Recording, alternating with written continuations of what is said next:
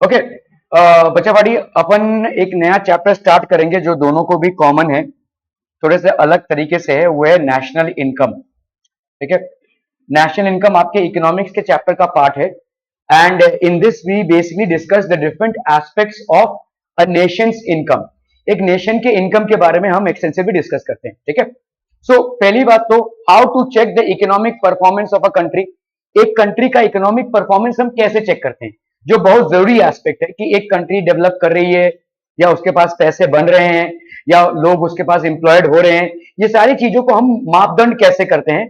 ठीक है, so there are certain categories और there are certain metrics in on which we decide whether the country is progressing और not. ठीक है, सो ये सब क्या क्या है भाई साहब, तो वी विल फर्स्ट अंडरस्टैंड कि basic indicator is the total output of goods and services. तो जितना भी आपका किसी कंट्री में गुड्स एंड सर्विसेज प्रोड्यूस हुए हैं वो आपका बेसिक इंडिकेटर हो जाएगा। ठीक है, ये जो गुड्स एंड सर्विसेज प्रोड्यूस हो रहे हैं, देखो आप बोलेंगे कि बहुत सारा मैन्युफैक्चरिंग चल रहा है, अलग अलग सर्विसेज, जैसे आपका इंटरनेट सर्विसेज, इलेक्ट्रिसिटी एक सर्विस है, शिपिंग, ठीक है, ये एक सर्विस है। ठीक है, ये सब तमाम कंप्यूटर्स के जितने भी सॉफ्टवेयर हैं वो एक सर्विसेज हैं, गुड्स हैं, तमाम गुड्स प्रोड्यूस हो रहे हैं। सो ये तमाम गुड्स और सर्विसेज, इससे हम कैसे जान पाएंगे कि भाई साहब इकोनॉमिक हेल्थ कैसा है। How would we know that the economic health of a country is good by just understanding the amount of goods and services it is producing. कैसे, अरे पूछ रहा हूं, कैसे जान पाएंगे?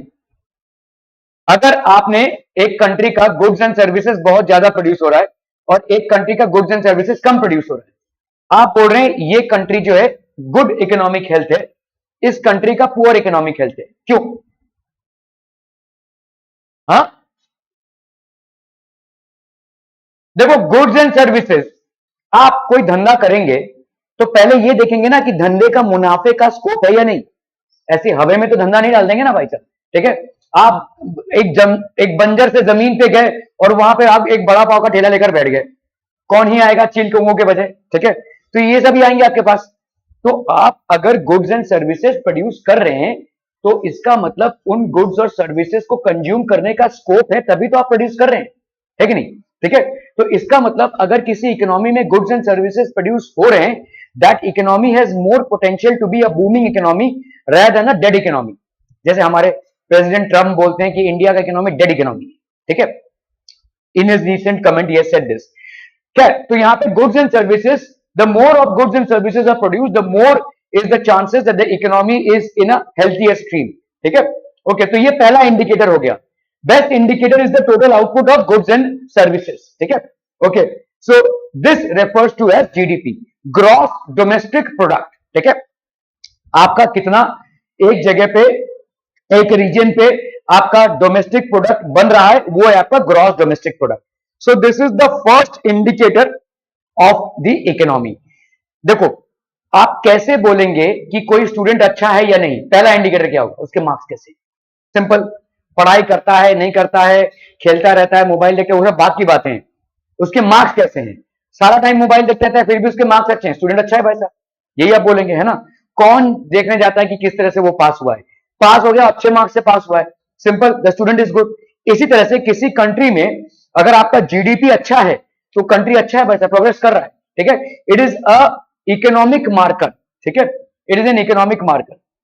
वर्ल्ड टॉप जीडीपी लीडर्स भाई साहब, पहला है आपका USA, then you have China, then you have Japan, then you have Germany, then you have India. India has now emerge, तो आप भाई साहब ब्रिटेन, उसके बाद Brazil, then you have Italy, then you have Russia. ठीक है, so these are basically the top economies of the, India has moved in. ठीक है, उसका भाई साहब रैंकिंग चेंज हो गया है एंड हियर इज इंडिया। ठीक है भाई साहब, अगर आप देखोगे जीडीपी ट्रिलियन वर्थ यूएस, तो आपका भाई साहब जीडीपी कितना है इंडिया का? 2.9, सॉरी यूएस का GDP trillion of US dollars is 20। ठीक है, ओके, तो नाउ जीडीपी का मीनिंग क्या है? Value of final goods and services produced by all productive enterprises in the domestic territory of a country in a year. ठीक है, तो जो चीजें यहां पे मूल्यवान है वो ये है वैल्यू। वैल्यू मतलब कैसा वैल्यू? कैसा वैल्यू? मनी वैल्यू, पैसे का वैल्यू। ठीक है, वो आपके लिए कितना इंपॉर्टेंट है या अनइंपॉर्टेंट है वो वैल्यू नहीं, हर चीज का आपकी लाइफ में वैल्यू होता है, ठीक है। समझ लीजिए आप एक स्टूडेंट है तो आपके लिए एक पेन बहुत वैल्यूबल है, एक अनपढ़ गवार किसान के लिए वो किसी काम का नहीं है ना, समझ में आ रहा है। उसके लिए भाई साहब जो फावड़ा है वो ज्यादा इंपॉर्टेंट है। फिर आप बोलेंगे भाई साहब इसका मैं क्या करूं, ठीक है। तो वो वैल्यू की बात यहां पे नहीं हो रही है, यहां पे मनी वैल्यू की बात हो रही है, ठीक है। Value of all final goods and services, जो भी आपके फाइनल गुड्स एंड सर्विसेज हैं, मतलब कैसा है देखो, गेहूं, गेहूं से बना आटा, आटा से बना भाई साहब आपका रोटी भी, और आटा से बना लेट से बिस्किट, ठीक है। तो आप गेहूं का प्राइस और बिस्किट का प्राइस अलग वैल्यू नहीं कर सकते, आपको बिस्किट का प्राइस लेना उठाना पड़ेगा। If your final products is biscuits which are made from flour, ठीक है, then the final product of the biscuits will be taken as the final product. आप देखो यहां पे ऐसा गेहूं का प्राइस, फिर भाई साहब आटे का प्राइस, फिर आपका भाई साहब बिस्किट का प्राइस, ऐसा कैलकुलेट करेंगे तो भाई साहब गड़बड़ हो जाएगा। तो आपको फाइनल प्राइस लेना है जो बिस्किट का प्राइस है, तो that is called the final goods and services produced by all productive enterprises, जो भी प्रोडक्टिव इंटरप्राइजेस हैं। देखो प्रोडक्टिव इंटरप्राइजेस क्या होते हैं, अभी इसको समझिए। आप घर में नान कटाई बना सकते हैं, बिस्कुट भी बना सकते हैं, ठीक है। घर में बनाना एक अलग प्रोसेस है, वो आप बेचने के लिए नहीं बना रहे हैं, ठीक है, वो आप कंज्यूम करने के लिए बना रहे हैं, घर वाले को मतलब खाएंगे और मजा लेंगे उसमें, ऐसे लिए बना रहे हैं, ठीक है। लेकिन आप जब बेचने के लिए बनाते हैं तो उसको हम बोलते हैं प्रोडक्टिव इंटरप्राइज। किसी बिस्किट कंपनी का बिस्किट बनाना और आपका घर में बिस्किट बनाना are two different things. Your process is not productive, it can be entertaining but not productive. क्या ये समझ में आ रहा है? तो ऐसे प्रोडक्टिव इंटरप्राइजेस जो चीजें बनाते हैं goods and services in the domestic territory, in the domestic territory मतलब आपका ये वैसा डोमेस्टिक टेरिटरी है, ठीक है, विद इन द बाउंड्रीज जो आप बना रहे हैं, उसको अपन क्या बोलते हैं भाई साहब, इन अ ईयर, इसको अपन बोलेंगे जीडीपी। एक साल में जो आप बना रहे हैं उसको अपन बोलेंगे GDP. Are B clear? Any confusion with regards to this? ठीक है, जीडीपी के पैरामीटर्स भाई साहब समझ में आ रहे हैं? Explanation includes only final value of goods and services, not the intermediate goods, ठीक है। जैसे समझ लो एक कार है भाई साहब, ठीक है, अभी ये कार है भाई साहब, इस कार का एक वैल्यू हुआ, तो आपने कार की पूरी वैल्यू ले ली। अब इस कार में लगी हुई सीट की अलग वैल्यू होगी, इस कार में लगी हुई मिरर्स की अलग वैल्यू होगी, इस कार में लगी हुई स्टीयरिंग या इसे इनकी अलग वैल्यू होगी, इस कार में लगे हुए टायर्स की अलग वैल्यू होगी। तो क्या आप डबल डबल बिलिंग करेंगे? नहीं, इस कार का जो फाइनल वैल्यू होगा वो इन सारे वैल्यूज को इंक्लूड करेगा। समझ में आ रहा है ये? ठीक है, so includes only the final value of goods and services and not the intermediate goods. फिर तो आप भाई साहब डबल अकाउंटिंग कर लोगे और वो गलत हो जाएगा, ठीक है। Only the final values of goods and services and not the intermediate goods. मतलब यहां पे कार के एसेसरीज को आप अलग से गिन रहे हो और कार को अलग से गिन रहे हो, तो that is a wrong way of accounting. वो जीडीपी का मूल्यांकन आप ठीक से नहीं कर रहे हो, एक ही बार मूल्यांकन करना है, ठीक है, final. So this is wrong and this is basically right. Okay. Includes only currently produced goods and services flow concept. जो अभी प्रोड्यूस हो रहे हैं उनको ही। ओके, जैसे समझ लो मैं एक गारमेंट डीलर हूं और मेरे स्टॉक में या मेरे शॉप में पिछले साल के कुछ गारमेंट्स पड़े हैं, तो क्या आपके गुड्स एंड सर्विसेज में उसकी भी बिलिंग होगी? नहीं, वो ऑलरेडी हो चुकी है, पिछले साल में उसको ऑलरेडी इंक्लूड किया जा चुका है, फिर से इस साल में उसको इंक्लूड नहीं करना है। क्या ये समझ में आ रहा है? ठीक है, okay, so it is only currently produce goods, तो इसको अपन बोलते हैं फ्लो कॉन्सेप्ट। जीडीपी में आप जो इंक्लूड कर रहे हो वो करेंटली प्रोड्यूस गुड्स के बारे में बात करते हो और इसलिए हम इसको बोलते हैं फ्लो कॉन्सेप्ट, ठीक है। Located in domestic territory includes both national and non nationals, ठीक है। डोमेस्टिक टेरिटरी में जितना प्रोडक्शन हो रहा है including by nationals as well as non nationals. ये इंडिया है भाई साहब, समझ लीजिए कोई कंट्री है, ठीक है। तो अगर ये इंडिया है, इंडिया में इंडियंस काम कर रहे हैं, पैसा बना रहे हैं, बाहर से जो लोग आए हैं वो लोग इंडिया में काम कर रहे हैं, ये भी इंक्लूड होगा आपके जीडीपी में। ये जो गुड्स और सर्विसेज बना रहे हैं वो भी आपके जीडीपी में इंक्लूड होगा। क्या ये समझ में आ रहा है? जैसे बाहर का कोई इंसान इंडिया में इलाज कराने आता है, आयुर्वेदिक हो, एलोपैथिक हो, जो भी हो, ऑपरेशन वगैरह कराने आता है, तो उसको आप क्या गिनेंगे? इंडिया का इनकम गिनेंगे। डॉक्टर्स ने उसको बिलिंग की होगी, पैसा लिया होगा, तो इंडिया में ही रहा ना, तो इंडिया का इनकम हुआ वो, ठीक है। और जैसे कोई स्टूडेंट आया बाहर से इंडिया के किसी कॉलेज में पढ़ने के लिए, तो वो भी भाई साहब इंडिया का इनकम होगा। So it includes both nationals and non nationals provided it is with in the territory of India, it is in the territory of the country. क्या ये समझ में आ रहा है? Okay. Explanation, excludes transfer payment, capital gain, financial transaction and income generated through illegal means. तो ये सब भाई साहब ट्रांसफर पेमेंट होता है आपका, एक आपने किसी बैंक से किसी बैंक को ट्रांसफर किया, ये सब नहीं चलेगा। कैपिटल गेन, कैपिटल गेन ये सब हम पढ़ेंगे, ये चीजों को हम जीडीपी में इंक्लूड नहीं करते। और कोई ऐसा इलीगल कार्रवाई, हवाला मनी वगैरह, ये सब इसमें इंक्लूड नहीं होता है। ये भी इनकम है, ठीक है, but it is not included, ठीक है, it is not included in GDP. Okay, तो कैपिटल गेन, जैसे देखो आपका कैपिटल गेन हो गया, कहीं से आपने भाई साहब कैपिटल गेन किया है, ठीक है, कोई इलीगल इनकम कर रहे हैं आप, ठीक है, और या तो भाई साहब ट्रांसफर पेमेंट्स, हवाला मनी वगैरह, ये सब उसमें इंक्लूड नहीं होता है। All these are not included. GDP is always at current price, ये हमेशा भाई साहब करंट प्राइस पे होता है, ठीक है।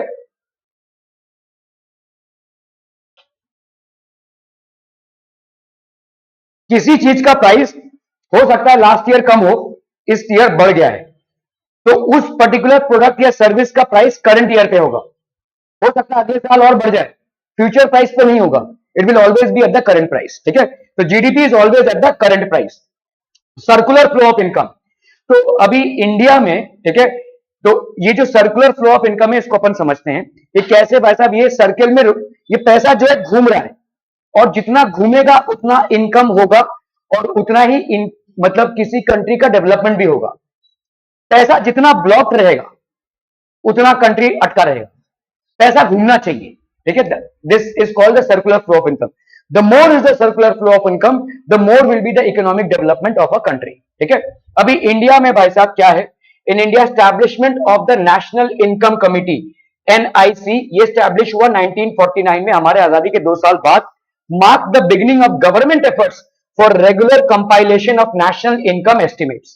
तो क्योंकि चैप्टर आपका नेशनल इनकम का है, तो गवर्नमेंट ने क्या एफर्ट डाले थे, तो गवर्नमेंट ने भाई साहब ये national income council, national income committee बनाई 1949 में, और इस कमेटी के तहत, ठीक है, ये government compilation of national income है, गवर्नमेंट भाई साहब नेशनल इनकम को कंपाइल करने लगी, ठीक है।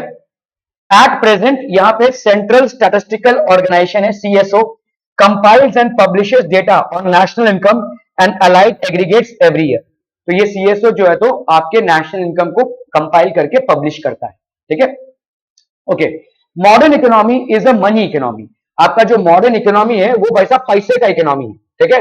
Here national income of a country is express in terms of money. तो ऑब्वियसली नेशनल इनकम को हम कैसे एक्सप्रेस करते हैं, इन टर्म्स ऑफ मनी, ठीक है। The total income of the nation is called national income. In real terms national income is the flow of goods and services produced in an economy during an year. तो एक economy में कितना total income of goods and service produce हुआ है एक year में, उसको अपन बोलते हैं नेशनल इनकम, ठीक है। नेशनल इनकम के अलग अलग पैरामीटर्स होते हैं। तो जैसे आपने देखा कि भाई साहब नेशनल इनकम कमिटी गवर्नमेंट ने स्टैब्लिश की, जो अभी आज की तारीख में हम इसको सीएसओ बोलते हैं, ठीक है। तो इसको अपन भाई साहब क्या बोलते हैं, सीएसओ, सेंट्रल स्टैटिस्टिकल ऑर्गेनाइजेशन, ठीक है। तो जब ये नेशनल इनकम कमिटी हुई, the national committee was appointed by the government of India in August of 1949 with Professor P.C. Anubis as chairman and Professor D.R. Gadgil and ये सब लोग थे भाई साहब। तो according to NIC, a national estimate measures the volume of commodities and services turned out during a given period, counted without duplication. 2 बार आप counting नहीं करेंगे, ठीक है। इंटरमीडिएट गुड्स का और फाइनल गुड्स का काउंटिंग नहीं होगा, सिर्फ फाइनल गुड्स और सर्विसेज का ही काउंटिंग होगा, ठीक है। So according to Professor A.C. Pigou, national dividend is that part of objective income of the community, including of course income derived from abroad, which may be measured in money. तो ये income जो derive हुआ है abroad से, which may be measured in terms of money, ठीक है। National dividend is a part of objective income of the community, including course income derived from abroad, which can be measured in terms of money. आप भाई साहब Indian है, आप बाहर गए, आपने पैसा जनरेट किया, तो ये भी भाई साहब आपका नेशनल इनकम हो गया। ये पैसा आप घर वापस भेज रहे हैं, आपके फैमिली मेंबर्स इस पैसे को यूज करके अपने जरूरतों को पूरा कर रहे हैं, अपने लग्जरीज को अचीव कर रहे हैं। So is it a part of the national income? Yes it is, ठीक है। वो पैसा, और इसीलिए गवर्नमेंट भाई साहब बाहर के पैसे को सपोर्ट करता है। गवर्नमेंट एनआरआई की स्कीम्स लाता है, क्योंकि एनआरआई जो है, नॉन रेसिडेंशियल इंडियन, जो बाहर चला गया है, वो जितना पैसा कमाएगा हमारे देश को उतना प्रॉफिट, क्योंकि वो हमारे रिसोर्सेज यूज नहीं कर रहा है। ठीक है, वो किसी दूसरे कंट्री में है, वहां पे वो इनकम जनरेट कर रहा है और वो पैसा वो यहां पे भेज रहा है, और इससे हमारे इकोनॉमी में बूस्टअप हो रहा है। ठीक है, हमारे इकोनॉमी में पैसा घुस रहा है बाहर से। समझ में आ रहा है? इसीलिए गवर्नमेंट एनआरआई स्कीम डालती है। आप अगर बैंक में अकाउंट खोलना चाहते हैं एनआरआई स्कीम में, फटाफट अकाउंट खुलेगा। अगर आप एनआरआई हैं और आप किसी बैंक में अंदर जाते हैं, बैंक वाले आपको 2-3 लोग आकर मिलकर हेल्प कर देंगे। So government is basically considerate about NRIs because it wants more and more NRIs to actually get their income to India. ठीक है, routed to India. Okay. Professor Irving Fisher, national dividend or income consists solely of services as received by ultimate consumers, whether from their material or from their human environments. ठीक है भाई साहब, material से आए या human environment से आए, जो पैसा आ रहा है उसको अपन नेशनल इनकम में गिनेंगे। ठीक है, फीचर्स ऑफ नेशनल इनकम। तो पहला फीचर क्या है भाई साहब? Macro economic. Macro economic concept क्या होता है? National income represents the income of the economy as a whole rather than that of an individual, hence it is a macro economic concept. ये बहुत बड़े पैमाने पे इनकम को देख रहा है। नेशनल इनकम, आप नेशनल लेवल की इनकम को देख रहे हैं, किसी इंडिविजुअल की इनकम को नहीं देख रहे हैं। यू आर बेसिकली टॉकिंग और basically presenting the income of the entire nation and not of a particular individual, और इसीलिए ये मैक्रो इकोनॉमिक कॉन्सेप्ट है, बड़े पैमाने पे है। ठीक है, it's a macro economic concept. National income is a macro economic concept because it is representing income of a bigger source. ठीक है, value of only final goods and services. In order to avoid double counting in national income, the value of only final goods and services produce in the economy are considered. ठीक है, तो आपका भाई साहब, in order to avoid double counting national income, the value of only final goods and services produce in the economy are considered. The value of intermediate goods or raw materials is not considered. Intermediate goods और raw materials को तो हम consider भी नहीं करते। ठीक है, तो डबल काउंटिंग नहीं होनी चाहिए, ये पहला। दूसरा कॉन्सेप्ट है, किसी भी फैक्टर को अगर आप नेशनल इनकम के लिए चूज कर रहे हैं, चाहे वो जीडीपी, आप देखेंगे अलग अलग फैक्टर्स हैं, gross domestic product, gross national product, तमाम फैक्टर्स हैं, जिसको भी आप नेशनल इनकम के इवैल्यूएशन के लिए चुन रहे हैं, वो डबल काउंटिंग उसमें नहीं हो सकता। इसीलिए उसकी इवैल्यूएशन सिर्फ फाइनल गुड्स और सर्विसेज पे ही होगी। ठीक है, the counting always happens at the level of final goods and services. ठीक है, so value of only final goods and services in order to avoid double counting in national income, the value of only final goods and services produced in the economy are considered, the value of intermediate goods और raw materials is not considered. For example, while estimating the production of shirts, there is no need to take the value of cotton as it is already included in the prices of shirts. तो ये already भाई साहब, cotton को हमने already count कर लिया in the prices of shirts, so there is no point in taking it in the price of shirts. ठीक है, net aggregate value.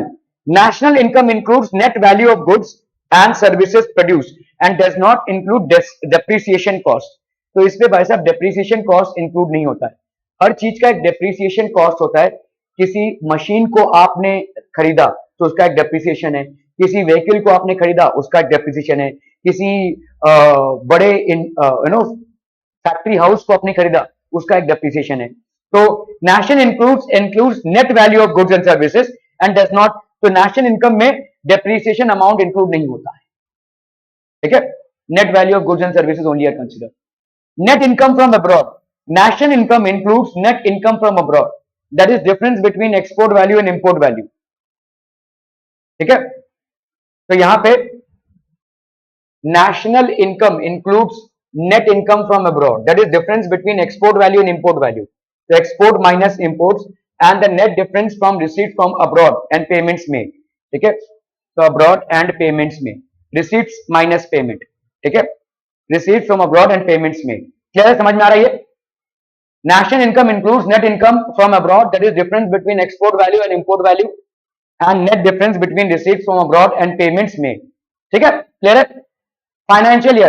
National income is always expressed with reference to a time period. In India, it is from 1st of April to 31st of March. तो 1st April से 31st of March तक है। ठीक है, National income is always expressed with reference to a time period. ये हमेशा time period के reference में होता है। ठीक है, In India, it is from 1st of April to 31st of March. Flow concept. National income is a flow concept as it shows flow of goods and services produced in the economy during a year. ठीक है, तो national income क्या है भाई साहब, आपका एक flow concept है. It shows the flow of goods and services produced in the economy during a year. Money value, national income is always expressed in monetary terms. ठीक है, it represents only those goods and services which are exchange for money. तो हम भाई साहब सिर्फ money value को ही consider कर सकते हैं. It is always expressed in monetary terms, ये मॉनेटरी टर्म्स में ही एक्सप्रेस होता है. It represents only those goods and services which are exchange for money. ठीक है, क्लियर है. How income is generated, income कैसे जनरेट होगा भाई साहब, production of goods and services generates income. कोई हवे में तो गुड्स को प्रोड्यूस नहीं करेगा, पहले हम मार्केट देखेंगे, पॉपुलेशन देखेंगे, रिक्वायरमेंट देखेंगे, फिर गुड्स एंड सर्विसेज प्रोड्यूस करेंगे. और इन गुड्स एंड सर्विसेज को हम क्यों प्रोड्यूस कर रहे हैं, ताकि पैसा कमाएं. ठीक है, so production of goods and services will generate income. ठीक है, ओके. और क्या है भाई साहब, आपका जितने भी गुड्स एंड प्रोड्यूस, तो इससे आपका इनकम जनरेट होगा.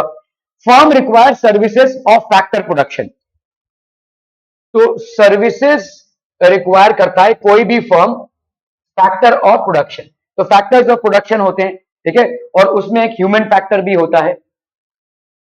To produce this goods we require factors of production. जितने भी आपके गुड्स हैं उनको प्रोड्यूस करने के लिए we require factor of production, we require factors of production. ठीक है, production phase, income phase, expenditure phase. तो आपके तीन फेजेस होते हैं. एक हो गया आपका प्रोडक्शन फेज, एक हो गया आपका प्रोडक्शन फेज, एक हो गया भाई साहब आपका इनकम फेज. ठीक है, एक हो गया भाई साहब आपका expenditure phase. Production phase, income phase and expenditure phase, ये तीन फेजेस होते हैं. These are the three phases. ठीक है,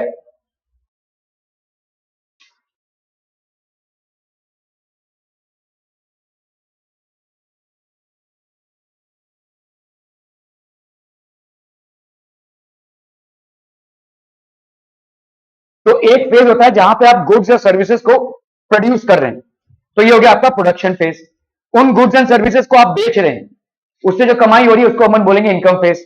और इस कमाई को फिर खर्चा करेंगे आप अपनी जरूरतों को और अपने लग्जरीज को पूरा करने के लिए. So that is called the expenditure phase. Are we clear? ठीक है, okay. Production phase, main means creation of utility to satisfy human wants by using factors of production, it generates income. ठीक है, तो आप यूटिलिटी क्रिएट कर रहे हैं, इससे भाई साहब क्या होगा, इनकम फेज. इनकम फेज क्या हो जाएगा, business firms earn income from the sale of goods and services which is distributed among the factor of production. तो सारे जितने भी बिजनेस फर्म्स होते हैं वो एक बार प्रोडक्शन करके इनकम अर्न करते हैं. ठीक है, और factor of production which is distributed among the factor of production. अभी फैक्टर ऑफ प्रोडक्शन कौन है, ह्यूमन बींग्स. ठीक है, उनमें ये पैसा डिस्ट्रीब्यूट होता है. ठीक है, ओके. इनकम फेज हो गया ये. और एक्सपेंडिचर फेज, एक्सपेंडिचर फेज क्या होता है भाई साहब, household spends its income to satisfy its various wants. हर घर में जो खर्चे होते हैं वो इसी से पूरे होते हैं भाई साहब, इसको हम एक्सपेंडिचर फेज बोलेंगे. तो production phase, income phase and expenditure phase are the three phases. Sectors, ठीक है, owners of the factor of production, consumers of goods and services. ठीक है, hire factor services from household. अभी देखो ये जो सेक्टर्स हैं ये क्या करेंगे भाई साहब, owners of the factor of production, consumers of goods and services, they hire factor services from household, make factor payment to household. ठीक है, receive taxes from household and firms make transfer payment to household, giving subsidies to business firms. तो इस तरह से भाई साहब ये चलता है. ठीक है, engaged in exports and imports of goods and services. ठीक है, so ये भाई साहब import और export हो जाएगा. Okay, owners, government. तो आपका भाई साहब जो हाउस होल्ड है, हाउस होल्ड को अपन क्या बोलेंगे, owner of factor of production, consumer of goods and services. आपके जितने भी गुड्स और सर्विसेज प्रोड्यूस हो रहे हैं वो यूज कौन करते हैं, हाउस होल्ड्स. ठीक है, सो हाउस होल्ड क्या हो जाएगा भाई साहब, indirectly the owner of the factor of production.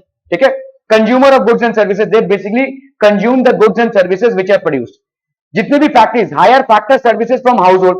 जितने भी आपके सेक्टर्स होते हैं, मतलब जहां पे प्रोडक्शन होता है गुड्स का, वो क्या करेंगे, ये हायर करेंगे फ्रॉम हाउस होल्ड. ठीक है, make factor payment to household, और फैक्टर पेमेंट करेंगे, इनको सैलरीज देंगे, इनको वेजेस देंगे. ठीक है, गवर्नमेंट क्या करेगी, government receive taxes from household and firms, make transfer payment to household, giving subsidies to business firms. Government का काम क्या है, बिजनेस फर्म्स को सब्सिडीज देना. अभी सब्सिडीज कैसे देते हैं, जैसे समझो गवर्नमेंट इलेक्ट्रिसिटी में सब्सिडी देता है इंडस्ट्रियल जगहों पे। जैसे वहां पे एक जगह है नवी मुंबई में, जहां पे आपको टेक्निकल पार्क्स आप सेटअप कर सकते हैं, वहां पे बहुत बड़े पैमाने पे इंडस्ट्रीज वगैरह हैं, तो गवर्नमेंट ने उस जगह को अलॉट किया है, वहां पे लैंड इलेक्ट्रिसिटी थोड़े चीपर रेट्स में, सब्सिडाइज रेट्स में आपको मिल जाएंगे, ठीक है। और गवर्नमेंट क्या करती है, ये टैक्सेस रिसीव करती है फैक्टर पेमेंट से, हाउस होल्ड फर्म से, ठीक है, and transfer payment to household, और transfer payment to household and give subsidies to business firms. फिर फाइनेंशियल मार्केट्स क्या करते हैं भाई साहब, engage in exports and imports of goods and services. जितने भी आपके फाइनेंशियल मार्केट्स हैं, they are engage in exports and imports of goods and services, ठीक है, यहां पे एक्सपोर्ट्स और इंपोर्ट्स हो रहे हैं। Circular flow of income refers to the flow of money or income or goods and services across different sources of economy। इसको लिख लीजिए भाई साहब, दोनों के लिए इंपॉर्टेंट है।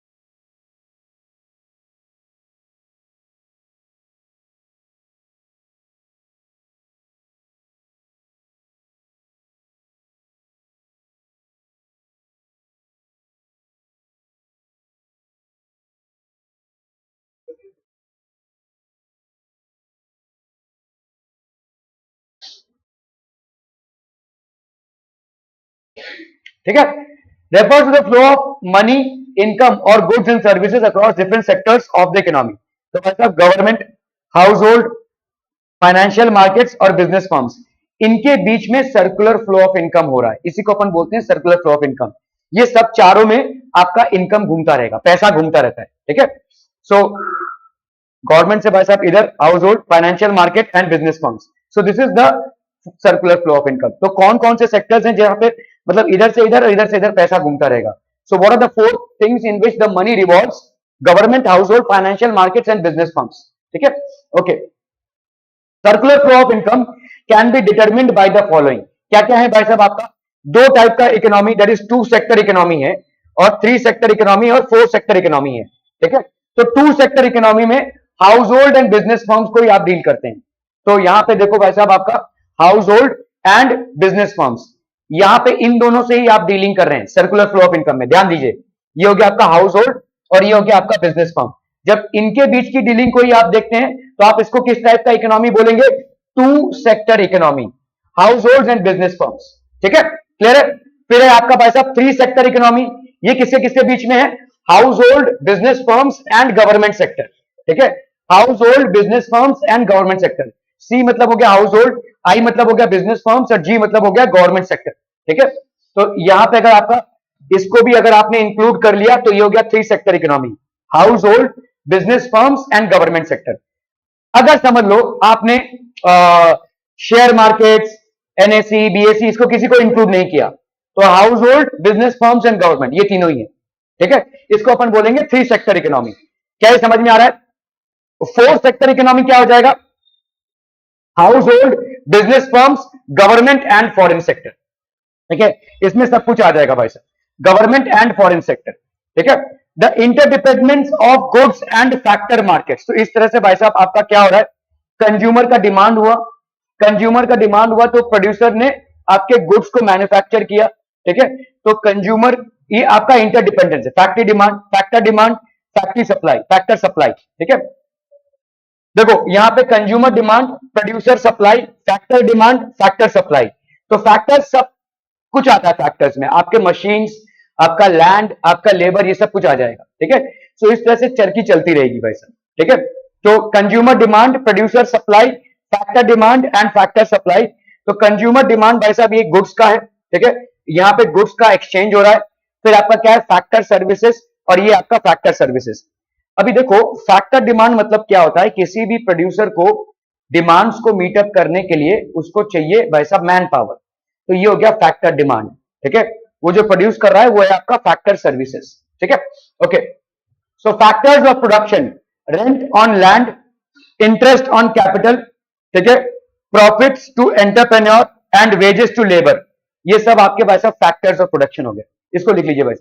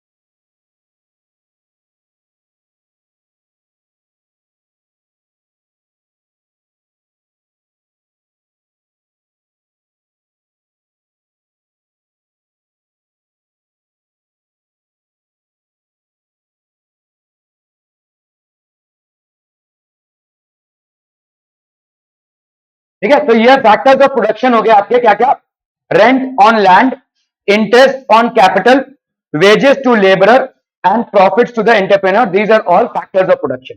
ठीक है, all these are basically different factors of production.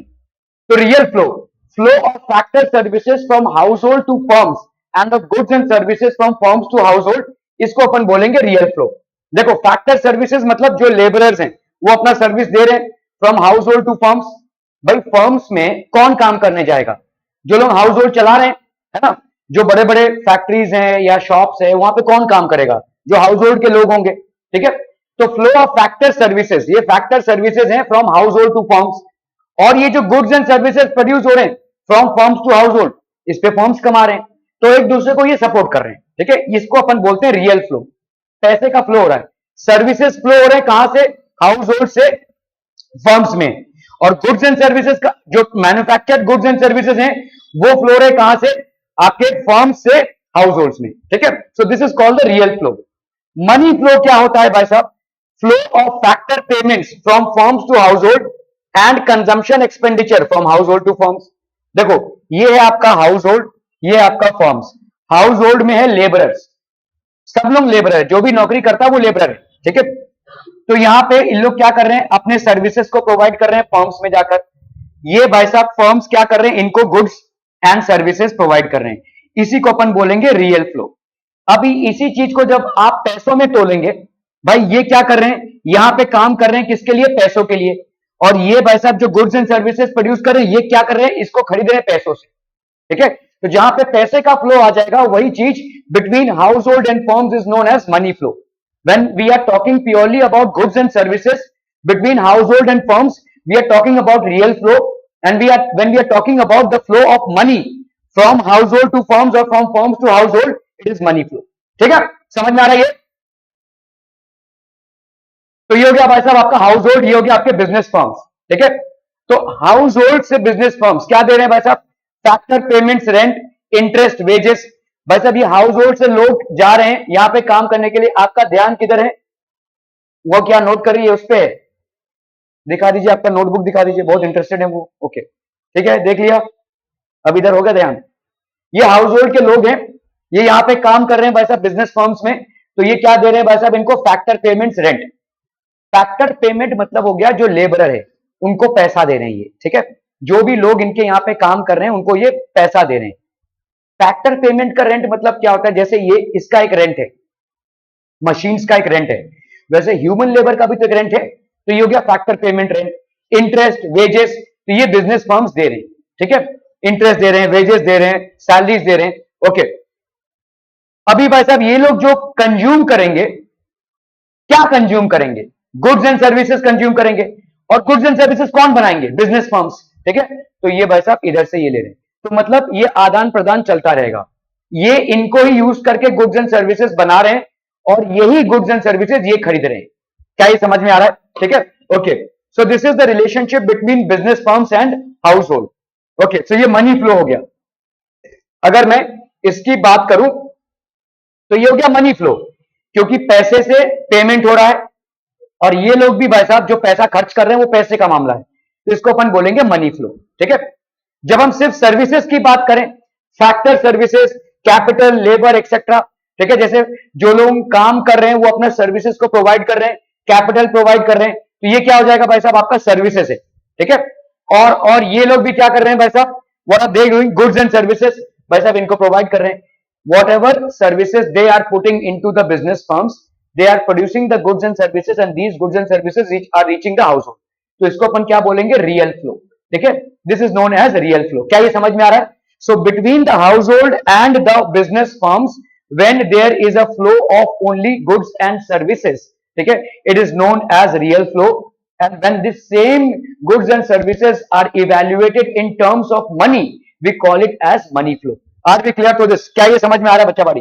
Okay, यही चीज देखो दिया हुआ है आपको, तो यहां पे आपका लैंड, लेबर, कैपिटल आपका जो भी है, ठीक है, आपका भाई साहब हाउस होल्ड और फर्म्स हैं, यही चीज आपके भी बुक में है, तो यहां पे हाउस होल्ड है और फर्म्स हैं, तो ध्यान दीजिए यहां पे आपके हो गए भाई साहब households and these are basically firms, business firms, so these are the business firms, ठीक है। जैसे फैक्टर इनकम हो गया, रेंट हो गया, वेजेस हो गया, इंटरेस्ट हो गया, प्रॉफिट हो गया, flow of goods and services, तो ये जो येलो में है consumption of and expenditure on goods and services, तो इसको अपन क्या बोलेंगे भाई साहब, this is known as money flow, ये हो गया आपका मनी फ्लो। समझ में आ रहा है भाई साहब, factor income, rent, wages, interest, profit, consumption, expenditure on goods and services between the household and the firms, this is known as money flow. क्या ये समझ में आ रहा है। और ये वाला भाई साहब क्या हो जाएगा, लैंड, लेबर, कैपिटल, एंटरप्राइज, ठीक है, flow of goods and services, this will be a part of the real flow, ये हो जाएगा आपका रियल फ्लो, ठीक है। तो इसको अपन बोलते हैं two sector model. The two sector model is applicable only between household and business firms. Are we clear on this one. Two sector model of circular flow of national income, so this is called two sector model of circular flow of national income. They are two sectors only, household and firms, और उनके बीच में दो type का flow है, real flow and money flow, ठीक है। House hold अपने सर्विसेज को किसको दे रहे हैं, बिजनेस फर्म्स को, और बिजनेस फर्म्स अपने गुड्स एंड सर्विसेज को किसको दे रहे हैं, हाउस होल्ड को। रियल फ्लो हो गया, हाउस होल्ड को पैसा मिल रहा है अपने सर्विसेज के लिए और ये भी भाई साहब सेल कर रहे हैं, तो ये जो हो रहा है इसको अपन बोलेंगे मनी फ्लो, ठीक है। Okay, the factors of production flow from the household to the firms. तो फैक्टर्स ऑफ प्रोडक्शन कहां से कहां जा रहे हैं भाई साहब, हाउस होल्ड से फर्म्स तक। The firms use this factors to produce goods and services required by the household. तो ये भाई साहब वो गुड्स एंड सर्विसेज प्रोड्यूस करते हैं जो रिक्वायर होता है हाउस होल्ड से। Thus goods flow from the household to the firms and from the firms back to the household. तो गुड्स का भाई साहब फ्लो हो रहा है कंटिन्यूअसली, हाउस होल्ड से firms, firms to household, it is called the product flow, ठीक है। in the same way money flows from the firms to the households in the form of factor payments such as rent, wages, interest and profit. Households use this income to purchase goods and services, thus money flows from the firms to the households and from the households back to the firms, ठीक है। it is called money flow। क्या ये समझ में आ रहा है, ठीक है, goods flow। in the circular flow of income, production generates factor income which is converted into expenditure. This flow of income continues as production is a continuous activity due to never ending human wants. It makes the flow of income circular. तो आपका flow of income क्या हो जाएगा भाई साहब, circular हो जाएगा। Are we clear, ठीक है। अभी हम आते हैं भाई साहब थ्री सेक्टर मॉडल में। थ्री सेक्टर मॉडल में क्या हो जाएगा, under a three sector model the government sector is added to the two existing sectors. Household और बिजनेस फर्म्स में एक तीसरा सेक्टर ऐड हो जाता है जिसको हम बोलते हैं गवर्नमेंट सेक्टर। और गवर्नमेंट सेक्टर भाई साहब क्या कर रहा है? गवर्नमेंट सेक्टर सब्सिडीज प्रोवाइड करता है टू फैक्टर्स ऑफ प्रोडक्शन और टैक्सेस कमाता भी है, दोनों से भी, हाउस होल्ड से भी और बिजनेस फर्म से भी। ठीक है। फोर्थ सेक्टर जहां पे भाई साहब foreign sector is added. Fourth sector model में भाई साहब आपका फॉरेन सेक्टर ऐड हो जाता है, added to the existing three sectors, that is household, business firms and government sector. ठीक है। लीकेजेस या इंजेक्शंस, ठीक है, लीकेजेस क्या क्या है भाई साहब और इंजेक्शंस क्या क्या है? ठीक है। तो S plus T plus M is equal to I plus G plus I. ठीक है। तो आपका भाई साहब ये लीकेजेस है। लीकेजेस क्या क्या है? सेविंग्स आपका एक लीकेज है। देखो, सर्कुलर फ्लो ऑफ इनकम है, पैसा घूम रहा है। ठीक है। आपके business firms, house hold, government और फाइनेंशियल मार्केट्स में पैसा घूम रहा है। अगर आपने उस पैसे को सेव कर लिया तो पैसा तो घूम नहीं रहा है, तो इसका मतलब सर्कुलर फ्लो से वो एक लीकेज हो गया। समझ में आ रहा है? किसी पाइप में से पानी जा रहा है, उस पाइप से आपने पानी निकाल लिया और आपने बाल्टी में भर दिया, आपने पानी स्टोर कर लिया ना, लेकिन उसमें से आप निकाल तभी सकते हैं जब आपने नल फिट किया हो। तो नल एक टाइप का लीकेज ही है कि नहीं? समझ में आ रहा है ये? तो savings is a type of leakage from the circular flow of income. ठीक है। सर्कुलर फ्लो ऑफ इनकम में सेविंग्स एक लीकेज है। ठीक है। टैक्सेस, टैक्सेस भी भाई साहब एक लीकेज है। ठीक है। द टैक्सेस दैट यू पे, सर्कुलर फ्लो ऑफ इनकम में से वो निकल जाएगा ना। ठीक है। द टैक्सेस दैट यू पे। इंपोर्ट एक लीकेज है। आप भाई साहब बाहर से गुड्स मंगा रहे हैं तो वो आपके लिए खर्चा है, that is basically a leakage. ठीक है। देखिए, कोई भी कंट्री अपने आप में पर्याप्त नहीं होता है, they have to import something और दी अदर। ठीक है। तो उस इंपोर्ट में आपका एक बड़ा खर्चा है। वो चीज आप भाई साहब कहां से खरीद रहे हैं? अपने पास जो पैसा है उससे खरीद रहे हैं। तो इंपोर्ट आपके लिए एक लीकेज है। ये आपके सर्कुलर फ्लो ऑफ मनी से नहीं आएगा, ये जो पैसा आपने इकट्ठा किया है उससे आएगा। ठीक है। ओके। अभी आपका इंजेक्शन क्या है? मतलब कौन सी चीज इसको बढ़ाएगी? एक हो जाएगा आपका इन्वेस्टमेंट। लोग अगर फाइनेंशियल मार्केट्स में इन्वेस्ट करेंगे, प्रॉपर्टीज में इन्वेस्ट करेंगे, गोल्ड में इन्वेस्ट करेंगे, कैपिटल गुड्स में इन्वेस्ट करेंगे, तो ये हो जाएगा भाई साहब आपका इन्वेस्टमेंट। ठीक है। रियल स्टेट में इन्वेस्टमेंट। गवर्नमेंट एक्सपेंडिचर, ये भी एक इन्वेस्टमेंट है। ठीक है। गवर्नमेंट जैसे नेशनल हाईवेज बनाती है तो ये एक इन्वेस्टमेंट हो गया, क्योंकि अगर अच्छा खासा रोड गवर्नमेंट ने बना दिया, ये रेलवेज बना दिया, इससे जो लोग उस धंधे को कर रहे हैं उनके लिए बस अब सहूलियत हो जाएगी, उनका पैसा बचेगा, तो ज्यादा सर्कुलर फ्लो ऑफ इनकम बढ़ेगा।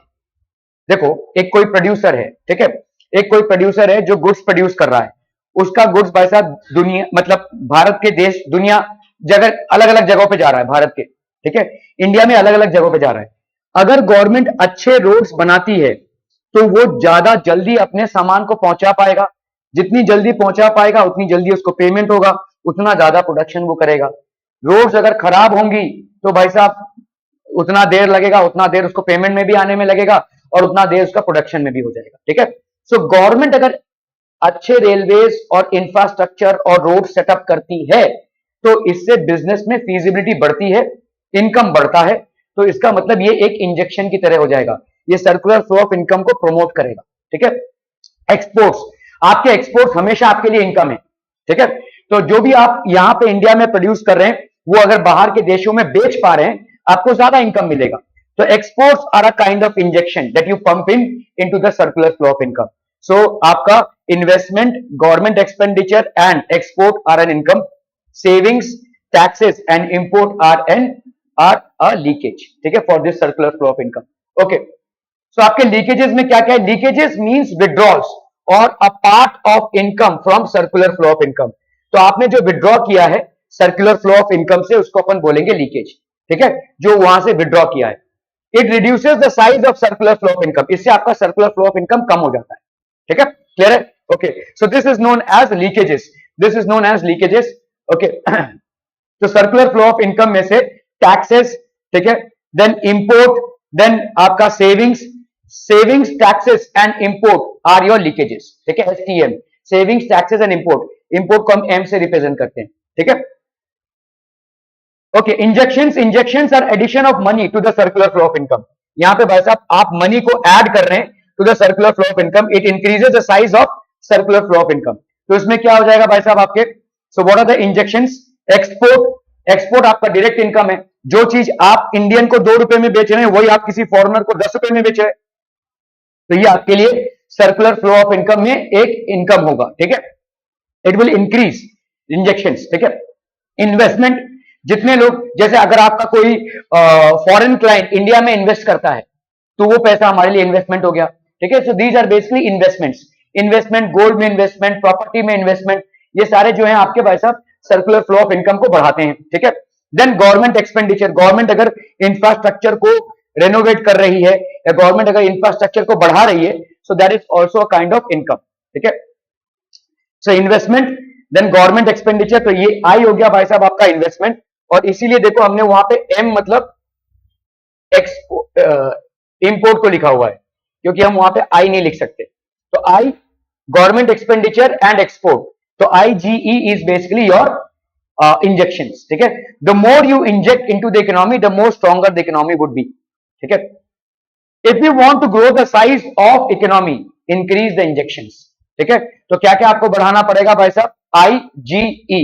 तो जी हो गया आपका गवर्नमेंट इंफ्रास्ट्रक्चर, जो गवर्नमेंट एक्सपेंडिचर है। ई हो गया भाई साहब आपके एक्सपोर्ट्स, और आई इन्वेस्टमेंट, ठीक है। इन चीजों को अगर आप बढ़ाएंगे तो आपका सर्कुलर फ्लो ऑफ इनकम और ज्यादा कंसोलिडेट हो पाएगा, ठीक है। Okay, so this will increase. Decreases, तो आपका भाई साहब अगर circular flow of income decrease होना है तो लीकेजेस बढ़ना पड़ेगा, ठीक है। सो डिक्रीजेस विथ लीकेजेस, ठीक है। हाउस होल्ड एंड फर्म्स, तो आपके factor services and goods and services, तो यहां पे हो गया भाई साहब आपके फैक्टर इनकम, ठीक है। तो आपका भाई साहब यहां पे हो गया two sector model with financial sector. अगर हमने फाइनेंशियल सेक्टर को इंक्लूड किया तो ये हो गया आपका थ्री सेक्टर हो जाएगा, ठीक है। अगर हमने फाइनेंशियल सेक्टर को इंक्लूड कर लिया। End use, classification of goods and services, तो end use refers to categorization of goods and services on the basis of the ultimate use or purpose for which they are used in the end। तो end use मतलब आपका last में कोई good या service किस तरह से use हो रहा है, ठीक है। एंड यूज क्लासिफिकेशन, तो टाइप्स ऑफ गुड्स आपके इंटरमीडिएट गुड्स हो गए और फाइनल गुड्स हो गए। तो इंटरमीडिएट गुड्स की इवैल्यूएशन हम नहीं करते हैं, we only evaluate the final goods, ठीक है। तो आपके दो टाइप्स ऑफ गुड्स हैं, intermediate goods and final goods. We only evaluate the final goods, जो इसी को अपन बोलेंगे कंजम्पशन गुड्स, ठीक है, कैपिटल गुड्स। तो आपके कंजम्पशन गुड्स मतलब कौन से हो जाएंगे, कंजम्पशन गुड्स बताइए क्या क्या हो जाएंगे। कंजम्पशन गुड्स वो गुड्स हैं जिनको आप डायरेक्टली कंज्यूम कर ले रहे हैं, जितना भी आपका खाने पीने का सामान है, इलेक्ट्रिसिटी हो गया, ये these are basically consumption goods, ठीक है। कैपिटल गुड्स कौन से हो जाएंगे, जो मशीन्स आप यूज कर रहे हैं, ठीक है, वो आपके भाई साहब हो जाएंगे कैपिटल गुड्स, जिससे आप बार बार प्रोडक्शन करते हैं, ठीक है। Intermediate goods, those goods which are used either for resale or for further production in the same year, ठीक है, includes resale, that is goods purchased for resale in the same year like milk purchased by the dairy shop, further production goods used for further production like milk used for making sweets, ठीक है।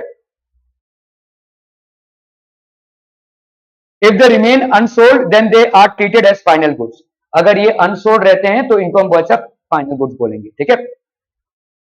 जरूरी नहीं है कि एक particular year में जो goods आपने बनाए हैं वो सारे के सारे बिक जाएं, अगर वो नहीं बिकते हैं तो भी हम उनको फाइनल गुड्स की तरह ही ट्रीट करेंगे, ठीक है। उनका प्रोडक्शन ही हुआ है बिकने के लिए, ठीक है। So further production goods use for further production like milk use for making sweets, ठीक है।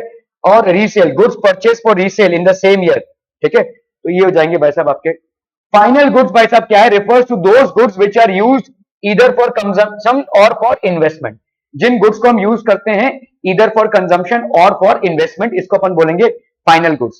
तो इसमें क्या क्या आ जाएंगे भाई साहब, जैसे consumption goods purchase by consumer households like milk purchase by house holds, investment goods purchase bye firms for capital formation like machinery purchase by a firm, तो इसको अपन बोलेंगे इन्वेस्टमेंट। जिन गुड्स को हम बार बार प्रोडक्शन में यूज करते हैं उनको हम बोलेंगे इन्वेस्टमेंट गुड्स, ठीक है। सो जैसे goods purchase bye firms for capital formation, जैसे आपके किसी जेरोक्स के दुकान में जो जेरोक्स मशीन है वो एक कैपिटल गुड है, वो एक इन्वेस्टमेंट है, उससे बार बार पैसा जनरेट होगा, ठीक है। किसी मिल्क मेकिंग यूनिट में जो मशीनरीज लगी हुई हैं वो भी भाई साहब आपका कैपिटल गुड हो जाएगा, ठीक है। Consumption goods purchase by consumer households like milk purchase by households, ये हो जाएगा आपका कंजम्पशन, ठीक है। तो final goods refers to those goods which are used either for consumption और फॉर इन्वेस्टमेंट, जिनको हम कंजम्पशन के लिए यूज करते हैं या इन्वेस्टमेंट के लिए। इंटरमीडिएट गुड्स कौन होते हैं? जिनको हम फर्दर प्रोसेस करते हैं। So goods which are process further are known as intermediate goods. Further processing वाले गुड्स भाई साहब क्या हो जाएंगे? Resale in the same year, ठीक है। Final goods personal consumption and investment purpose, ठीक है। तो इंटरमीडिएट गुड्स में क्या क्या आ जाएंगे? जो फर्दर प्रोसेसिंग हो रहे हैं या resale in the same year हो रहे हैं, तो उनको अपन बोलेंगे इंटरमीडिएट गुड्स, ठीक है। अगर एक ही साल में वो 2 बार बिक रहे हैं तो उनको अपन भाई साहब इंटरमीडिएट गुड्स बोलेंगे। फाइनल गुड्स क्या हो जाएंगे भाई साहब? आपका पर्सनल कंजम्पशन या इन्वेस्टमेंट पर्पस के लिए, ठीक है। मतलब आपने उसको कंज्यूम करके खत्म कर दिया, या इन्वेस्टमेंट पर्पस, उसको आपने एक मशीन की तरह इस्तेमाल किया टू प्रोड्यूस मोर गुड्स, ठीक है। Intermediate goods, if the goods are transfer at the hands of the producer, they are known as intermediate goods. किसी प्रोड्यूसर के हाथ में कोई गुड्स अगर आता है तो उसको अपन इंटरमीडिएट गुड्स बोलेंगे। जैसे कोई बिस्किट मैन्युफैक्चरिंग कंपनी है, वो जो आटा खरीदता है उसके लिए वो आटा हो जाएगा इंटरमीडिएट गुड। क्या ये समझ में आ रहा है? ठीक है। If there is a biscuit manufacturing company, the purchase of the flour is basically an intermediate good. Final example, tea leaves used by the restaurant owner to serve tea to consumers. Final goods क्या हो जाएंगे? If the goods are transferred at the hands of the consumer household, they are final goods. जो भाई साहब consumer के पास finally पहुंचता है वो हो जाएगा आपका final goods. For example, preparation of T with tea leaves in the kitchen, ठीक है। तो आपके डिफरेंसेस क्या है भाई साहब? फाइनल गुड्स क्या है? यूज फॉर फाइनल कंजम्पशन, इसको खत्म कर देंगे भाई साहब कंज्यूम करके हम, ठीक है। इंटरमीडिएट गुड्स क्या है? Use for production of other goods and services. जैसे मैं अगर बोलूं कि आप जो बुक्स खरीदते हैं, नए बुक्स जो खरीदते हैं, ठीक है, हमारे इंडिया में भाई साहब आप जैसे ही किसी नए क्लास में जाते हैं, 9 से 10th में गए, 10 से 11th में गए, 11 से 12th में गए, तुम लोग ना तो कुछ नोट कर रहे हो ना ही ध्यान दे रहे हो, तुम दोनों, मैं तब से देख रहा हूं।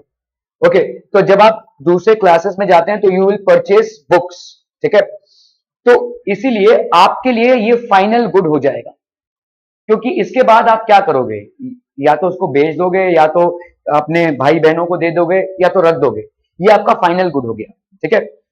लेकिन क्या रद्दी में बेचने के लिए आपने उस बुक को खरीदा है? रद्दी में बेचना आपका एक अलग प्रोसेस है, वो हो भी सकता है, नहीं भी हो सकता है, ठीक है। लेकिन आपका पढ़ना मेन प्रोसेस है। आपने उस बुक को खरीदा है क्योंकि आपको उस साल में उसको पढ़ना है, तो ये आपके लिए क्या हो जाएगा? एक फाइनल गुड हो गया। आप यूएस में अगर जाएंगे तो ये यूएस में भाई साहब स्कूल्स एंड कॉलेजेस में क्या होता है? कोई नई बुक्स नहीं खरीदी जाती।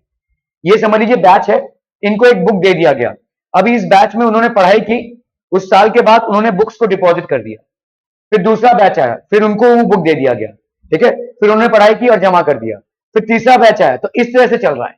तो इसीलिए वो वाला गुड क्या हो जाएगा? इंटरमीडिएट गुड हो जाएगा, ठीक है। हर स्टूडेंट के लिए वो बुक इंटरमीडिएट गुड हो जाएगा, ठीक है। इसीलिए यूएस में आप स्कूल्स की फीस नहीं भरते हैं, आपके टैक्स के पैसे से आपका स्कूल का एजुकेशन फीस कट जाता है, ठीक है। तो आप स्कूल में फीस नहीं भरते हैं, तो ये आपका इंटरमीडिएट गुड हो गया। You are not purchasing it, everybody is benefiting from it, ठीक है। ओके, सो आपका फाइनल गुड मतलब क्या हो जाएगा? जिसको फाइनल कंजम्पशन के लिए आप यूज कर रहे हैं। अभी जैसे समझो मैंने एक गारमेंट खरीदा, उसको यूज किया, अभी 2 साल बाद उसका पोछा बना डाला, अभी भी वो यूज हो रहा है, ठीक है, लेकिन वो मेरे लिए फाइनल गुड हो गया, उसका पैसा मैंने दे दिया है। इंटरमीडिएट गुड क्या होता था? अगर मैं कोई कट प्लीज क्लोथ खरीद रहा हूं, उससे गारमेंट बना रहा हूं और उसको बेच रहा हूं, तो वो मेरे लिए इंटरमीडिएट गुड हो जाता था, ठीक है। Are we clear? Okay, national income भाई साहब इंक्लूडेड इट, तो नेशन के इनकम में क्या ये इंक्लूड होगा? Final good is included in national income. Intermediate good का वैल्यू नेशनल इनकम में इंक्लूड नहीं किया जाएगा। अगर किसी आटा मैन्युफैक्चरिंग कंपनी ने आटा खरीदा है बिस्किट बनाने के लिए, तो वो आटा का खरीदना उसके लिए इंटरमीडिएट गुड है, that can not be build, उसका हम नेशनल इनकम में इवैल्यूएशन नहीं कर सकते। एक बार बिस्किट जो मैन्युफैक्चर हो रहा है, उस बिस्किट की प्राइसिंग को हम फाइनल गुड में इंक्लूड कर सकते हैं, ठीक है। So not included in national income. Intermediate good भाई साहब not included in national income. What is for sale? अभी भाई साहब आपका फाइनल गुड है, वो नॉट मेंट फॉर रीसेल है। आप बोलेंगे मैंने बुक्स खरीदी पढ़ने के लिए, रीसेल के लिए नहीं। रीसेल एक बाई प्रोडक्ट है। चलिए अभी इस रद्दी का क्या करें भाई साहब? किसी रद्दी वाले को बेच दे रहे हैं, वो हमारी मजबूरी है, ठीक है। लेकिन मैंने बुक्स इसलिए नहीं खरीदी की थी कि उनको रद्दी में बेचें, पर्पस वो नहीं था, ठीक है। तो इसका मतलब आपका बुक्स का खरीदना फाइनल गुड्स है, ठीक है। Okay, not meant for resale, meant for resale. अभी देखो जैसे आपने ये भांडी वालों को भाई साहब जो पुराना कपड़ा देते हैं आप, उससे आप भाई साहब बर्तन वगैरह परचेस कर रहे हैं, है ना। तो वो क्या हो गया भाई साहब, उसको क्या आप फाइनल गुड्स में मानेंगे? यस, उस गुड्स को आप यूज कर चुके हैं, अब उसका कोई यूज नहीं तो आप उसको फेंक रहे हैं, फेंक क्या देंगे, तो उसको दे दिया आपने, उससे आपने बर्तन खरीद लिया। तो not meant for resale, this is meant for resale. Meant for resale मतलब जैसे किसी बिस्किट मैन्युफैक्चरिंग कंपनी ने जो आटा खरीदा उससे बिस्किट बना रहे हैं, तो इससे रीसेल हो रहा है। कोई क्लॉथ मैन्युफैक्चरिंग कंपनी है, उन्होंने क्लॉथ खरीदा लेकिन उस क्लॉथ से डिफरेंट गारमेंट्स बनाकर बेच रहे हैं, सो that is meant for resale, ठीक है। किसी बिल्डर ने कोई बिल्डिंग बनाई अपने पैसे से, हालांकि ये नामुमकिन है, लेकिन उसमें से अभी वो एक एक फ्लैट बेच रहा है, ठीक है। तो ये भी भाई साहब आपका क्या हो जाएगा, इंटरमीडिएट गुड हो जाएगा। This is meant for resale, okay. Production boundary, remain outside the production boundary. Final goods जो है भाई साहब वो remain outside the production boundary. तो फाइनल गुड्स आपके, ये समझ लो ये प्रोडक्शन हो रहा है, ठीक है, ये प्रोडक्शन बाउंड्री के बाहर आ गया है। ये प्रोडक्शन बाउंड्री के जो फाइनल गुड्स हैं वो अभी और इसका कोई प्रोडक्शन नहीं होगा, यही फाइनली प्रोड्यूस गुड्स है। समझ में आ रहा है? ये हो चुका है, इसका जो होना था, जूता चप्पल से लेकर भाई साहब गारमेंट से लेकर जो होना था फाइनल गुड्स का हो चुका है। जो शेप साइज और फॉर्म देना था वो दे चुके हैं, तो वो प्रोडक्शन के सर्कल से बाहर हो चुका है। समझ में आ रहा है? ये वाले जो गुड्स हैं इंटरमीडिएट गुड्स, अभी भी ये प्रोडक्शन के चक्कर में है, ठीक है। इनका और फॉर्मेटिंग बाकी है, ठीक है।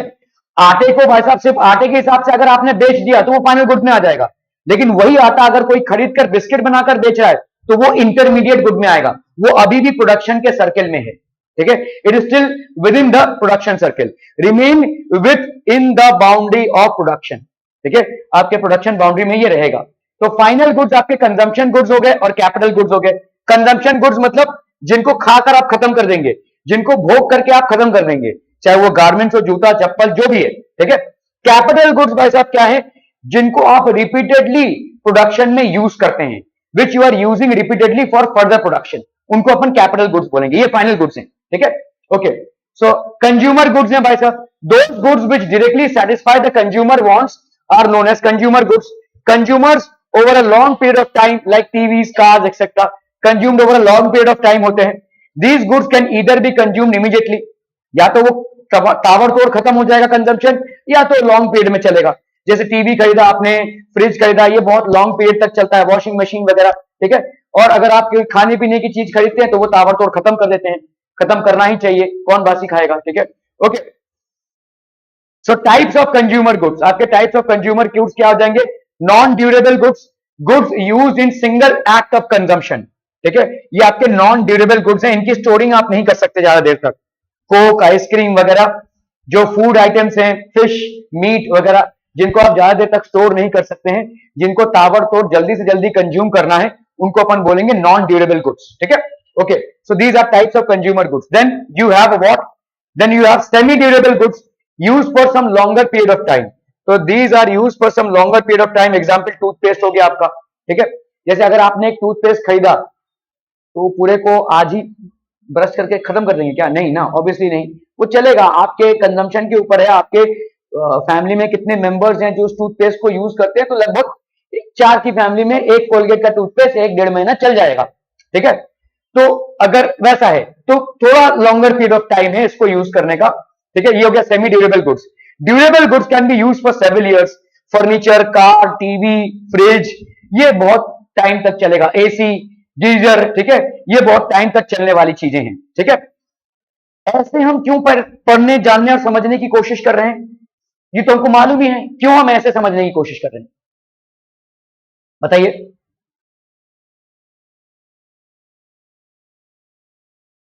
आप जब ऐसे गुड्स को खरीदने जाते हैं तो आपको मोटा पैसा देना पड़ता है और इसीलिए आप बहुत सिलेक्टिव होते हैं।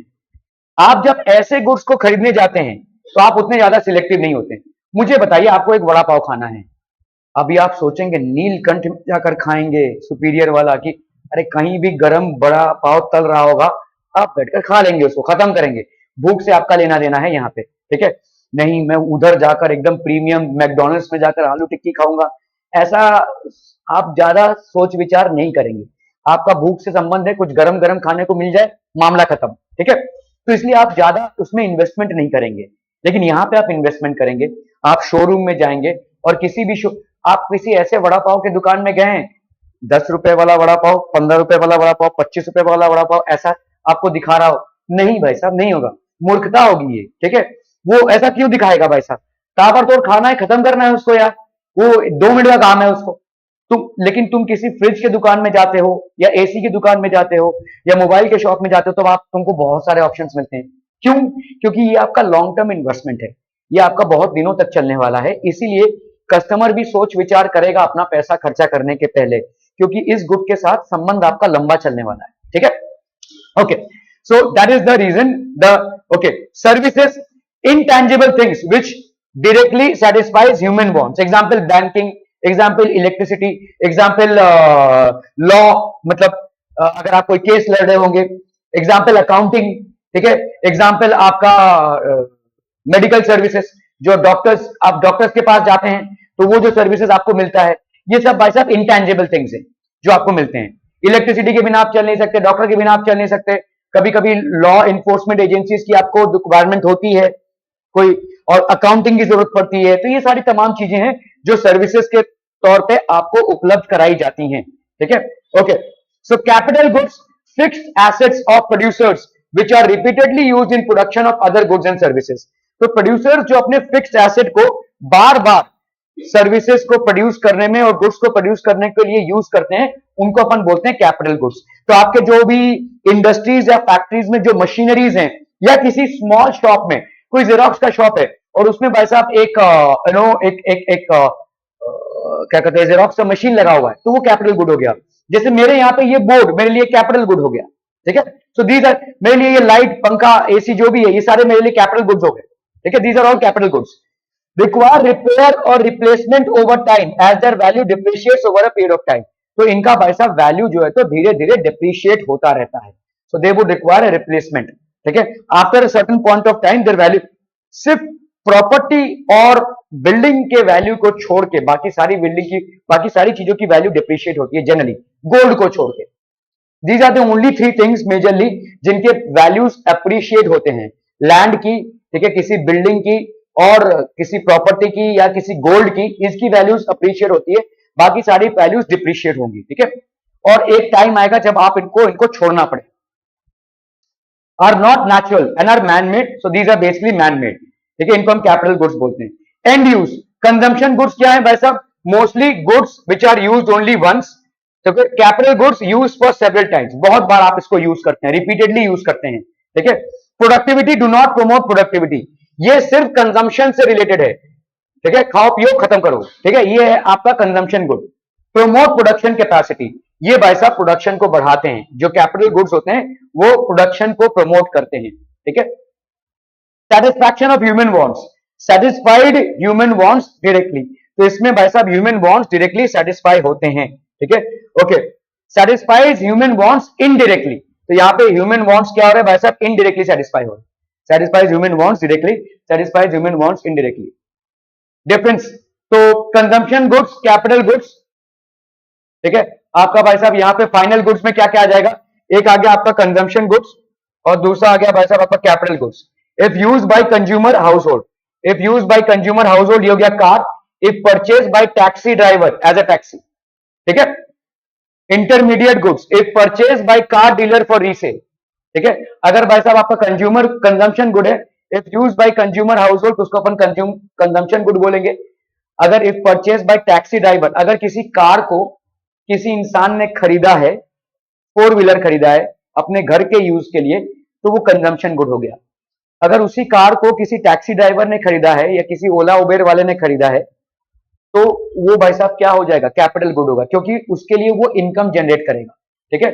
और अगर कोई भाई साहब if purchase by the car dealer for resale, कभी कभी कार डीलर भाई साहब रीसेल के लिए उसको खरीदते हैं, तो ये भाई साहब क्या हो जाएगा, इंटरमीडिएट गुड, ठीक है। क्या करेंगे भाई साहब, ये इस कार को मॉडिफाई करके बेचेगा, ठीक है, अलग तरीके से मॉडिफिकेशन करके इसको बेचेगा, तो ज्यादा इनकम कमाएगा, ठीक है। Airplanes, helicopters, if purchase by sea transport companies, अगर भाई साहब कंजम्पशन गुड है, जैसे सी ट्रांसपोर्ट कंपनीज हैं, तो आपके सारे शिप्स में ठीक है। एयरप्लेन्स, हेलीकॉप्टर्स, अगर वैसे सी ट्रांसपोर्ट जो लोग आपके जहाज वगैरह रखते हैं वो एरोप्लेन्स और हेलीकॉप्टर्स भी रखेंगे in case of an emergency. तो अगर उसको खरीदते हैं तो वो कंजम्पशन गुड हो गया, ठीक है।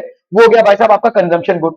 यही अगर गवर्नमेंट परचेज करती है फॉर मिलिट्री तो ये आपका कैपिटल गुड हो गया, क्योंकि इसको बार बार यूज करेंगे, ठीक है। ये purchase by the government for military purpose. और यही अगर भाई साहब इंटरमीडिएट, इसका तो इंटरमीडिएट हो नहीं सकता। पेपर, पेंसिल्स, व्हीट, ठीक है, if use by consumer household तो ये कंजम्पशन गुड हो जाएगा। If lying unsold with a trader at the end of the year तो ये आपका कैपिटल गुड हो जाएगा। अभी ये कैसे हो रहा है भाई साहब? पेपर, पेंसिल एंड व्हीट अगर ये पड़ा हुआ है, गोदाम में पड़ा हुआ है और ये सेल नहीं हुआ है तो ये कैपिटल गुड हो जाएगा, क्योंकि नेक्स्ट ईयर भी आप इसको बेच सकते हैं, ठीक है। तो इसीलिए भाई साहब वो आपके लिए कैपिटल गुड हो जाएगा, it will get you the money next year, ठीक है। ओके, अगर if purchase by producing purpose for resale, ठीक है, अगर समझ लीजिए पेपर किसी ने परचेज किया और उस पेपर से कोई कॉपी या बुक बना दी तो ये भाई साहब आपका क्या हो जाएगा? Intermediate good. Pencils, wheat, wheat से भाई साहब बहुत सारी चीजें बनती हैं, तो लेट्स से बिस्किट्स बनाए, ठीक है, तो वो भी आपका क्या हो जाएगा? इंटरमीडिएट गुड्स, ठीक है। Okay, then we have refrigerator. अगर कंज्यूमर ने ये रेफ्रिजरेटर खरीदा है तो ये कंजम्पशन गुड हो गया। अभी 10-15 साल जो भी इसको यूज करने वाला है खत्म।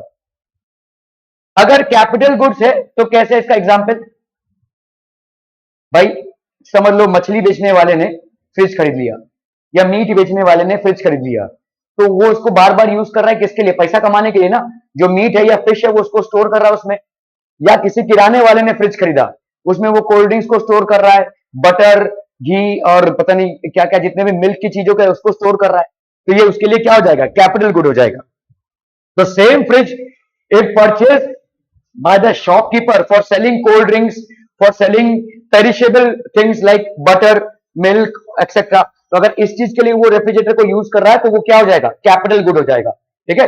Okay, intermediate good if purchase by the government for military purpose तो ये हो जाएगा इंटरमीडिएट गुड, ठीक है। It will become an intermediate good, ठीक है। ओके,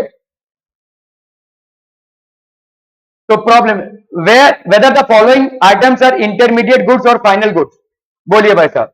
व्हीट फ्लावर, ठीक है, मशीन, और क्या है भाई साहब आपका? बुक्स और a library, and then you have cement and brick. तो व्हीट फ्लावर, तो व्हीट फ्लावर भाई साहब क्या हो जाएगा? व्हीट फ्लावर गेहूं जो है, final goods for a house hold, intermediate goods for a bakery. समझ में आ रहा है? क्योंकि बेकरी क्या बना रही है? इससे ब्रेड वगैरह बना रही है, केक वगैरह बना रही है, ठीक है। मशीन, अगर कोई मशीन है, final goods if use for production, intermediate good if it is bought by a dealer for resale. जिस चीज को आप रीसेल के लिए खरीदते हैं उसको पैसा क्या बोलेंगे? Intermediate good. जैसे इसके पहले आपने एग्जाम्पल देखा कि किसी ने फ्रिज अपने पर्सनल यूज के लिए लिया है तो उसका क्या हो जाएगा भाई साहब? वो हो जाएगा आपका फाइनल गुड। किसी ने फ्रिज खरीदा है कोल्ड ड्रिंक्स को स्टोर करके बेचने के लिए तो वो क्या हो जाएगा भाई साहब? आपका कैपिटल गुड। और गवर्नमेंट ने अगर फ्रिज खरीदा है मिलिट्री पर्पसेस के लिए, ठीक है, मिलिट्री यूज के लिए, तो क्या करेगी गवर्नमेंट? जब ये खराब मतलब जब इसका लाइफ हो जाएगा तो इसको बेच देगी, तो इसलिए वो इंटरमीडिएट गुड हो गया, वो रीसेल हो जाएगा, ठीक है। So final goods result in final consumption, intermediate goods are use in the construction of the building. जैसे बुक्स फॉर अ लाइब्रेरी, आपका बुक्स फॉर अ लाइब्रेरी क्या है भाई साहब? ये फाइनल कंजम्पशन है, इसको भाई साहब वहीं पे रखा जाएगा और लोग आकर इसको पढ़ेंगे, ज्ञान प्राप्त करेंगे, ठीक है। तो final goods result in final consumption, तो जो भी फाइनल गुड्स होगा उनका भाई साहब फाइनल कंजम्पशन होगा। Intermediate goods use in the construction of building, जैसे सीमेंट, ब्रिक हो गया, ये सब इंटरमीडिएट गुड्स हैं जो यूज हो रहे हैं किसमें भाई साहब? कंस्ट्रक्शन ऑफ बिल्डिंग में, ठीक है। Whether the following items are intermediate goods और फाइनल गुड्स, आपको भाई साहब ये बताना है। Furniture purchase by a school, ठीक है, अगर फर्नीचर परचेज हुआ है बाय स्कूल तो final goods for the school because school is the end user, ठीक है, स्कूल आपका एंड यूजर है तो final goods. Chalks, dusters etcetera purchase by school, intermediate goods will be use in the process of value addition, ठीक है। तो ये chalks, dusters etcetera जो स्कूल परचेज कर रही है तो these are intermediate goods that are used in the process of value addition. क्या ये समझ में आ रहा है? Okay. Expenditure on improvement of an office building, ठीक है, तो भाई साहब कोई ऑफिस बिल्डिंग है और उस पर आप खर्चा कर रहे हैं final expenditure as machinery will be use for several years. Expenditure on maintenance of a building, intermediate expenditure बोलेंगे हम इसको वैसे, ठीक है. मेंटेनेंस ऑफ अ बिल्डिंग, तो ये आपका इंटरमीडिएट हो जाएगा. Okay okay okay. Stock and flow. Stock is the quantity measured at a particular point of time, no time dimension. Example, 100 crore का population of India, balance sheet of the company, stock of raw materials in the godown. Stock is the quantity measured at a particular point of time. कितना quantity है, इसका कोई time dimension नहीं है. Example, 100 crore भाई साहब India की population या balance sheet of the company, stock of raw materials in the godown. Flow क्या होता है भाई साहब? What is flow? Flow is the quantity measured at a particular period of time, has time dimension. Example, monthly wages of a labor, profit and loss account of the company, national income of a country. ये हो जाएगा भाई साहब आपका flow. ठीक है. Particular period of time has time dimension, monthly wages of a labor, profit and loss account of the company, national income of a country. ठीक है. इसको जरा नोट कर लीजिए फटाफट.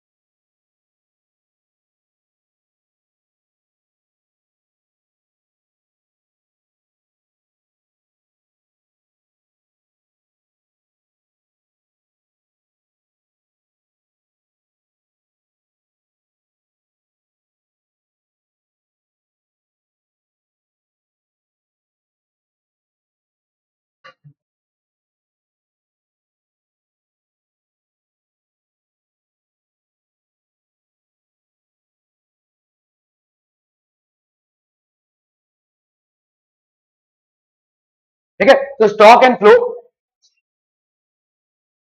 तो स्टॉक मतलब quantity measure at a particular period of time. भाई इस टाइम पे इतना क्वांटिटी अवेलेबल है, तो उसको अपन क्या बोलेंगे? स्टॉक. ठीक है. What is the quantity available at a particular period of time, that is known as stock. Flow क्या हो जाएगा भाई साहब? What is flow? Quantity measure during a period of time. एक पर्टिकुलर टाइम पे कितना क्वांटिटी प्रोड्यूस हो रहा है, so that is called flow. Okay. Then time के रिस्पेक्ट में नो टाइम डायमेंशन. स्टॉक में time dimension like per hour, per day, per month, per year, कितना आप प्रोड्यूस कर रहे हैं. कॉन्सेप्ट स्टैटिक कॉन्सेप्ट है, ये डायनेमिक कॉन्सेप्ट है. ये मतलब एक ही जगह पे है, और ये भाई साहब आपका एक डायनेमिक कॉन्सेप्ट है, टाइम के साथ चेंज होता रहेगा. Examples wealth, balance sheet etcetera और all stocks. Examples investment, profit and loss account, ये सब आपका भाई साहब हो जाएगा फ्लो. ठीक है.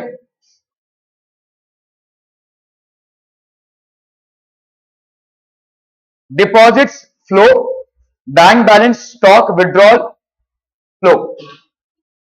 ठीक है. डिपॉजिट आपका देखो जैसे ये बर्थ रेट है, ठीक है, और आपका देखो यहाँ पे डिपॉजिट्स फ्लो हो रहे हैं. ये बैंक बैलेंस है, स्टॉक है और विड्रॉल्स. बैंक क्या करता है? डिपॉजिट्स अट्रैक्ट करता है ताकि उसी पैसे को वो घुमाकर लोन्स में, तो ये आपका भाई साहब बैंक बैलेंस, स्टॉक है, और फिर इसी का फ्लो बना रहे हैं. ठीक है. तो जीडीपी, कैपिटल फॉर्मेशन, सारी चीजें भाई साहब इंपैक्ट होंगी. प्रॉफिट, सेविंग्स, डेप्रिसिएशन, ये सारी चीजें कैलकुलेट होंगी. Where the following items are stock और फ्लो. तो जैसे अगर आप देखोगे यहां पे ये सारा जो है आपका स्टॉक और फ्लो में आ रहा है. तो डिपॉजिट्स आपका फ्लो हो गया, विड्रॉल भी आपका फ्लो में हो गया, बैंक बैलेंस जो होता है वो स्टॉक हो जाएगा. ठीक है. That will be basically stock. तो जैसे आपका प्रॉब्लम है where the following items are stock और flow. Income of a teacher, ये फ्लो है. Related to a period of generally 1 month. ठीक है, जैसे कोई टीचर है जो किसी स्कूल में टीच कर रहा है या कर रही है, तो उनको भाई साहब क्या मिल रहा है, स्कूल पगार देंगे। ठीक है, तो related to a period which is generally of 1 month. So income of a teacher is basically a flow concept. ठीक है, उसके बाद क्या है भाई साहब, मशीनरी।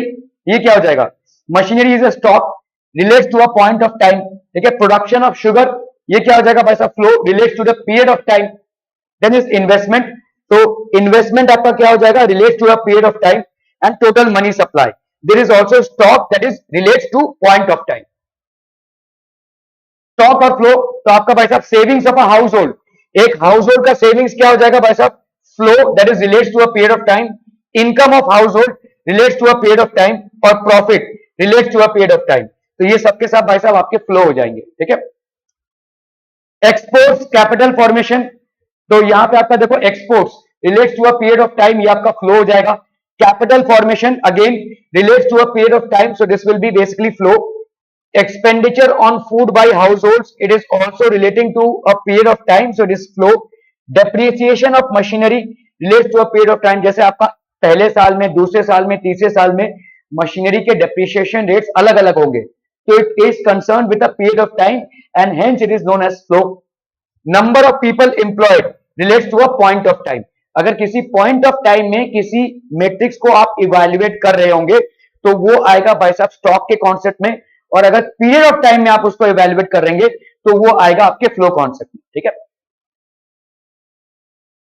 तो balance in bank account, stock relates to point of time, losses flow relates to period of time, amount of bank deposits in the bank, flow relates to a period of time, water entering into the tank to the tap, flow relates to a period of time. ठीक है, okay, अभी हम बात करेंगे भाई साहब real GDP versus nominal GDP. तो real GDP होता है क्या, नॉमिनल जीडीपी क्या होता है, it is the monetary value of all goods and services produced in an economy during a financial year estimated using current market prices। तो आपने भाई साहब करंट मार्केट प्राइसेस को यूज करते हुए जितना भी final price of goods and